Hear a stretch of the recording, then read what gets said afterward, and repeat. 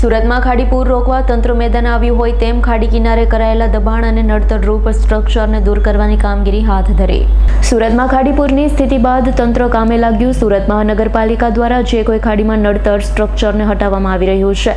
ખાડી વહેણના પાણીને નડતરરૂપ સ્ટ્રક્ચર હટાવવામાં આવી રહ્યું હોય, જેમાં ભેદવા ખાડી પર નડતર વોટર લાઇનને ઊંચી કરાઈ હતી. સુરતના અલગ અલગ ઝોનમાં ખાડી વહેણના પાણીને નડતર સ્ટ્રક્ચર હાલ તંત્ર દ્વારા દૂર કરાઈ રહ્યું છે.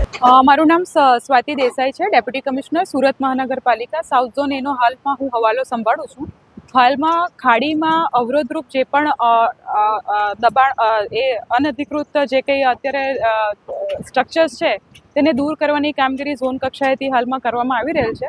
હાલમાં ભેદવાડ ખાડી પર પાઇપ કલવર્ટ જે હતા, જે ખાડીને પાણીને અવરોધરૂપ નડતરરૂપ હતા, જેને હાલમાં ઝોન કક્ષાએથી તેને ડિમોલિશ કરી અને પાણીના વહેણને સરળતાથી આગળ લઈ જઈ શકાય તે માટેની કામગીરી હાલ ઝોન કક્ષાએથી અત્રે કરવામાં આવી રહી છે.